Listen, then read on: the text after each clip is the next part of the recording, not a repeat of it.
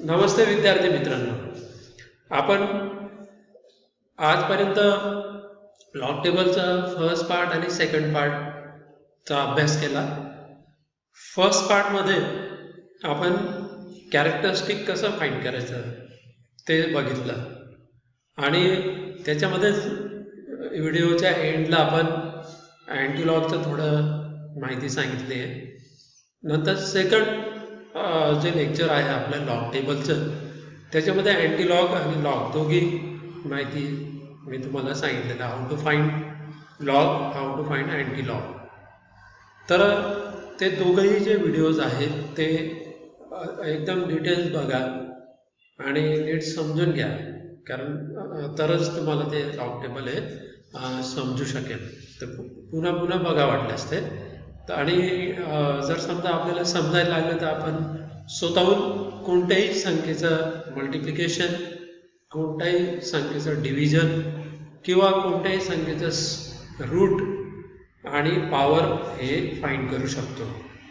मग त्याच्यासाठी जे रूल्स आहेत ते रूल्स आपण फर्स्ट सेकंड लेक्चरमध्ये ते लिहिले होते आणि ते आता पण इथे बोर्डवर लिहिलेले आहेत. फर्स्ट रूल आहे मल्टिप्लिकेशनचा, सेकंड रूल आहे डिव्हिजनचा, नंतर थर्ड रूल आहे पॉवरचा आणि फोर्थ रूल आहे स्क्वेअर रूटचा. तर ते रूल्स वापरून आपण लॉग सोडवू शकतो. रूल्स वापरायचे. नंतर एखाद्या नंबरचा लॉग फाइंड करायचा. एखाद्या नंबरचा लॉग फाइंड करण्यासाठी आपल्याला कॅरेक्टरिस्टिक माहिती असणं आवश्यक असतं. तर ते आपण लेक्चर 1मध्ये पूर्ण डिटेल डिस्कस केलेलं आहे. नंतर मॅन्टिसा फाइंड करायचा असतो.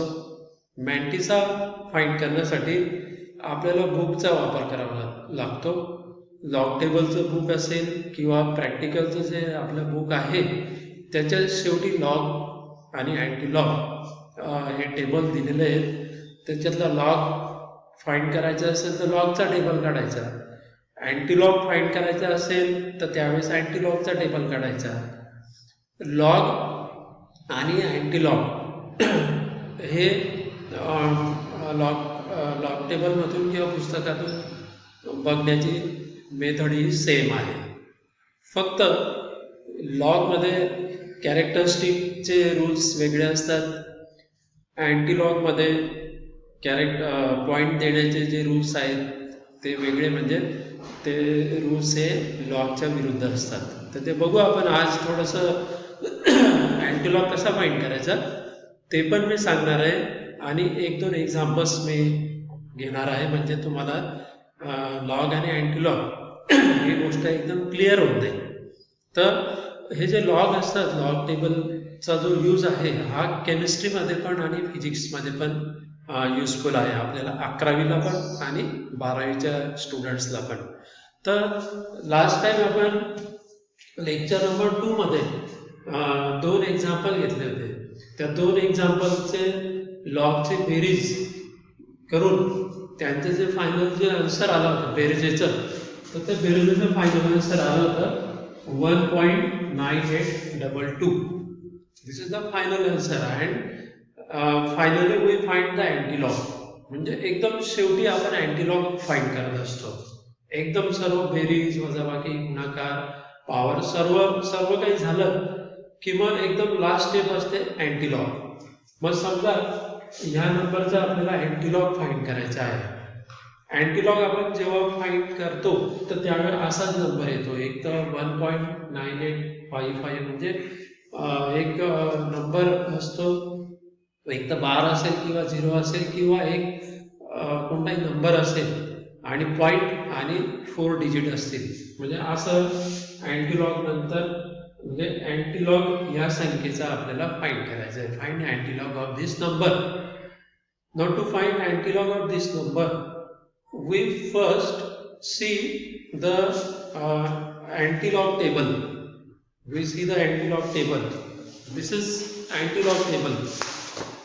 This is antilog table. So we see this antilog table first. Then म्हणजे हा अँटीलॉग टेबल मग कोणाचा अँटीलॉग बघायचा तर हा पॉईंट नंतरचं जे 4 डिजिट असतात यांचे अँटिलॉग बघायचा. हा अँटिलॉग कसा बघायचा तर 98 चा 5 आणि 5 मध्ये 98 चा 5 मग 98 बघायचा.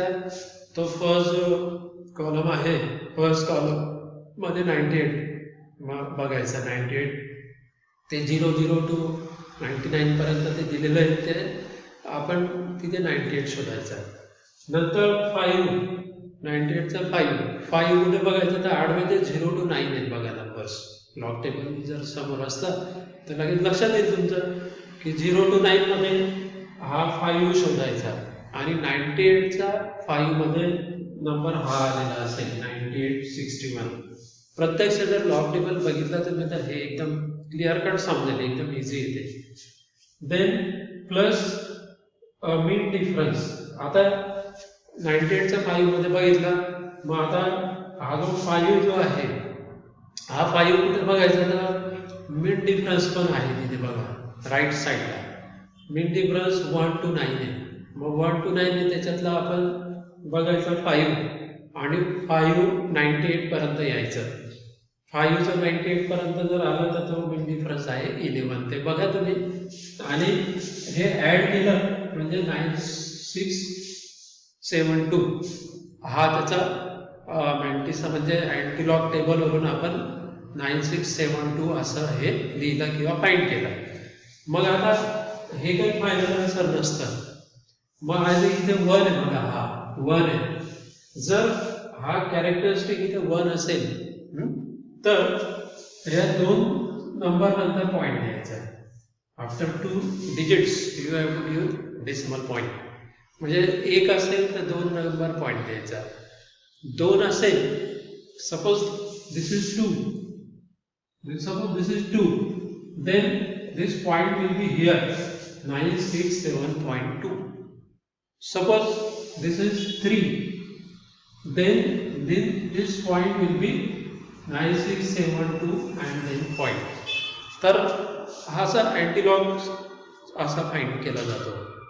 मग सिमिलरली आता हे सेकंड आहे बघा, सेकंड एक्झाम्पल अँटिलॉग फाइंड करायचं. सेकंड एक्झाम्पल मग याच्यामध्ये 12.8772 याचा अँटिलॉग आपल्याला फाइंड करायचा आहे. मग काय करायचं तर 0.8772 याचा अँटिलॉग आपण अँटिलॉगच्या टेबलमध्ये बघायचा. म्हणजे 87 चा 7 मध्ये बघितला तर 7534 असा येतो.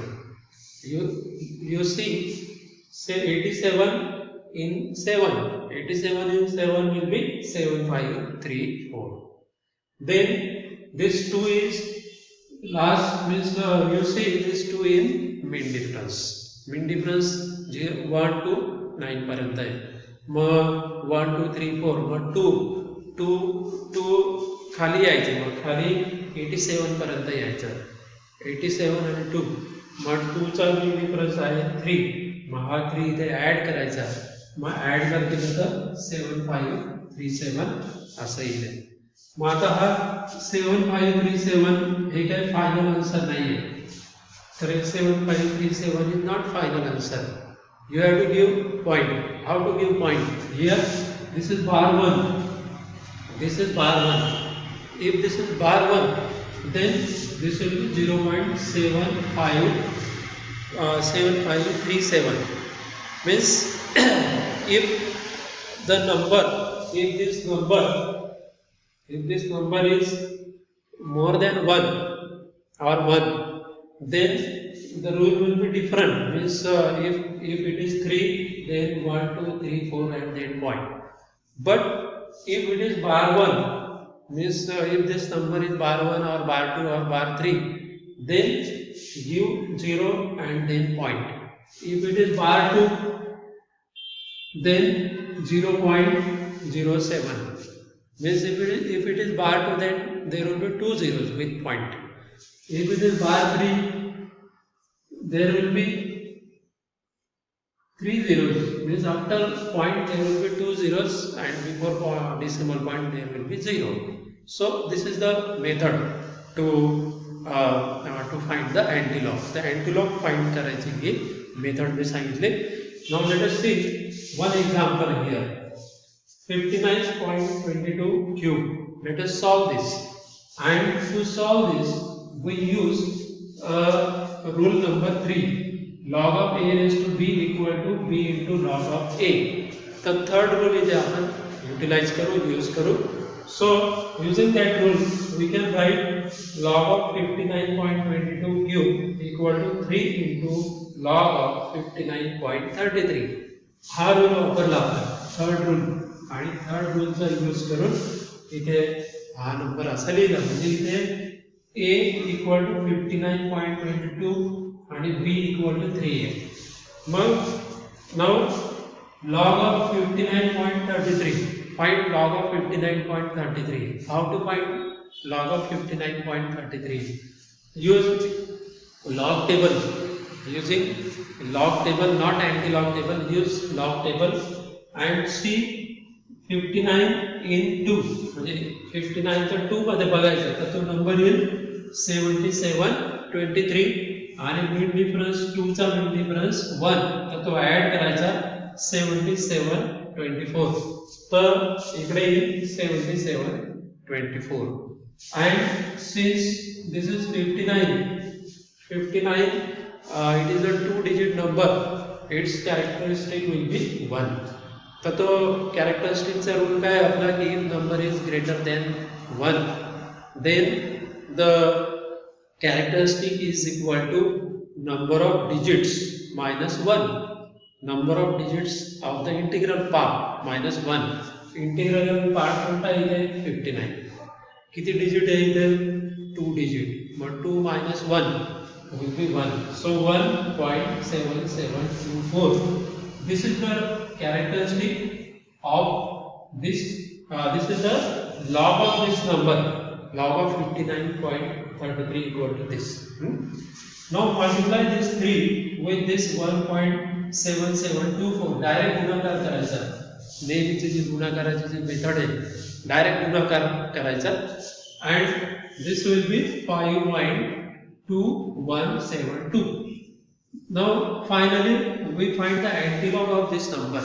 एकदम शेवटी antilog फाइंड करायचा. मग antilog कसा फाइंड करायचा तर 0.2172 आहे नंबर 0.2172 म्हणजे डेसिमल पॉइंटच्या नंबरचे जे 4 डिजिट आहेत ते अँटिलॉग फाइंड करण्यासाठी वापरायचे.